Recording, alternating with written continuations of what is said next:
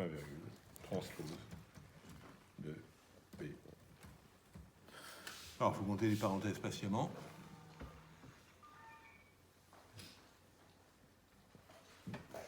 Là. Et là. Voilà. OK?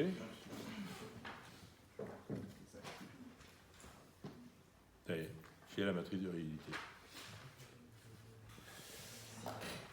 Si vous voulez la calculer à la main, vous avez le droit. Pour le nécessaire. Je vais l'afficher ici.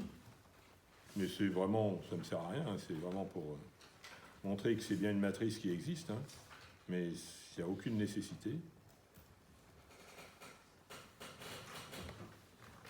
On va vérifier que ça a bien calculé quelque chose. Et je déclare ça comme une formule matricielle.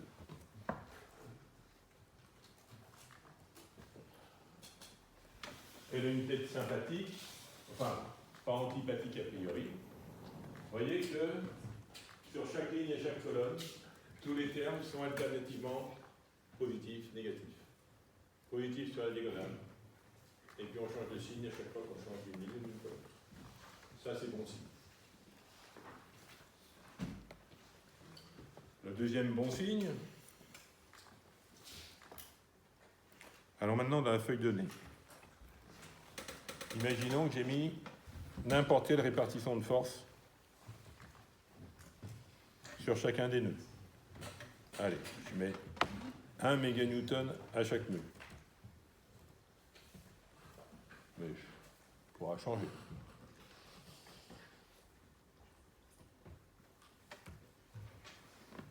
On va calculer les déplacements. Qu'est-ce que c'est que le déplacement? F égale K delta. Delta égale K moins 1 F.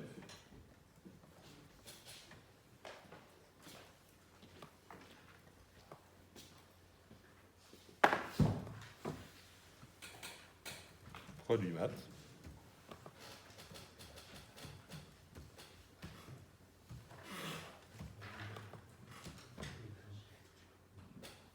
Car on pourrait nommer le champ, tiens. Il va me dire qu'il ne le connaît pas, évidemment, donc je vais le définir.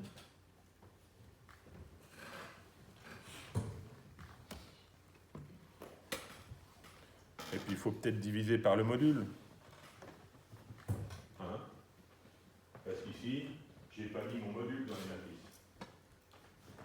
Donc le module est là, donc il faut diviser par le module.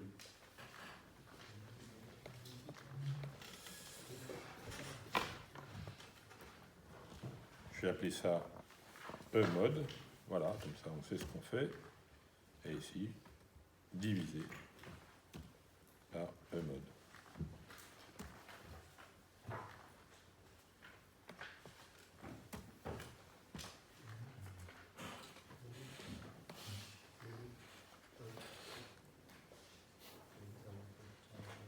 J'aurais mis 10 étages, c'était fait aussi vite. Hein.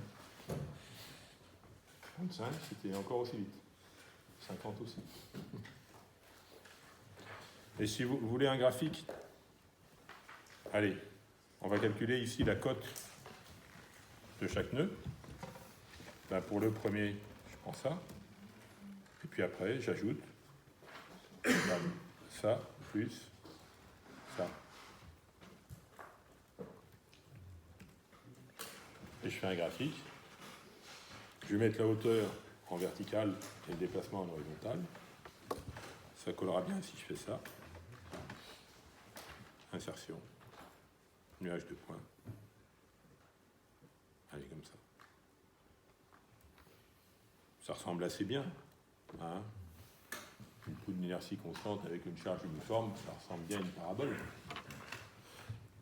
Si vous voulez faire joli, on peut même rajouter ici un nœud, avec 0, bien sûr. Pas de déplacement et pas de hauteur. Ça sera encore mieux. Et là, je rajoute une ligne E3, E9, S3, S9. Voilà.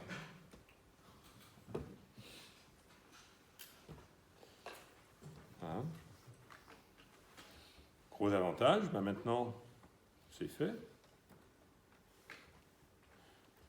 Vous voulez changer les efforts. J'ai par exemple une répartition de charge triangulaire. Le vent, il est plus fort en haut. Allez. 3, 4, 5, 6. Si vous voulez mettre différents chargements, ben vous faites différents chargements. Regardez. Je veux mettre, par exemple, 2 chargements différents. Alors, on va mettre les coordonnées au début. Voilà. Et puis là, je vais mettre tous les chargements les uns à la suite des autres. Vous en voulez combien? 3, ça vous suffit? Si je fais pour 3, on va faire pour 4. Hein. Ici, on va mettre le même. Ici, je remets le...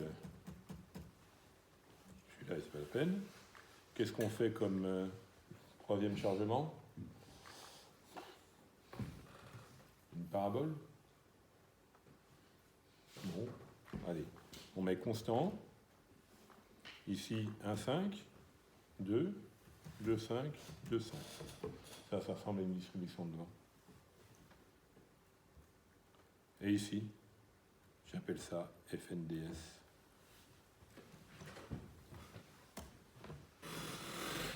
Arrive ou pas? Alors il faut peut-être que je lui supprime le nom d'abord. Gestionnaire de nom. Il n'aime peut-être pas que je redéfinisse un nom qui existe déjà. Eh bien, je le supprime, tant pis pour lui.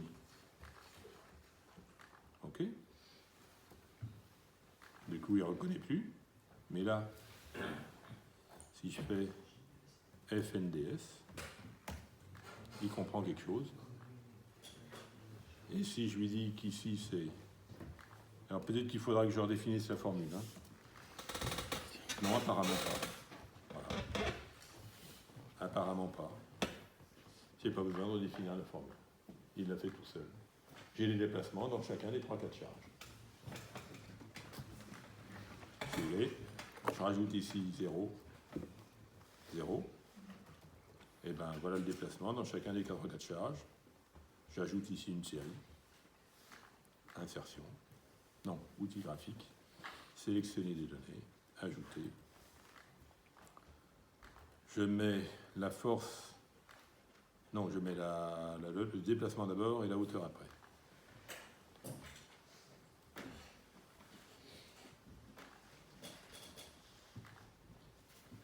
« 10, 9.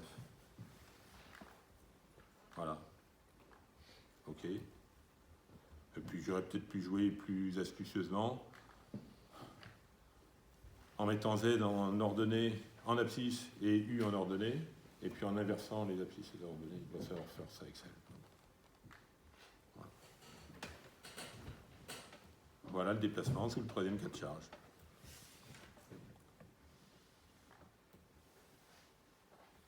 C'est pas mal, hein?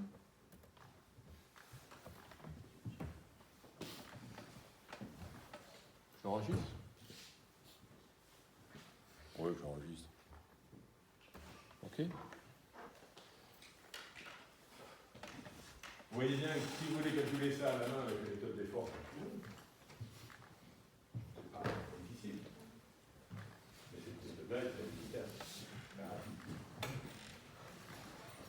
Et le gros avantage, c'est qu'avec cette méthode-là, j'ai une matrice de réalité. Donc je vais pouvoir aussi calculer les modes propres, les modes de vibration, et calculer les forces sismiques. Sans difficulté. La chose qui sera un peu plus difficile, c'est de faire en sorte d'avoir un fichier qui soit adapté à un nombre quelconque d'étages.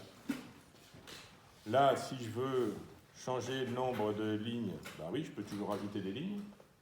Mes champs sont définis, donc ils vont se refaire tout seuls, mais il faudra redéfinir les matrices. Là, les matrices, elles ne vont peut-être pas aimer. Hein. Je ne vais pas tester là-dessus. Donc pour ça, c'est vrai que je pense qu'il vaut mieux des macro-instructions. Voilà. Pour pouvoir traiter un nombre quelconque d'étages. Mais en soi, le fichier, il est vraiment pas d'effort. On a bien pris les... Alors voilà, c'est ça. Donc faites attention ici. Sauf chose. Moins. Et je vous garantis que si vous ne mettez pas le moins, là vous allez avoir n'importe quoi.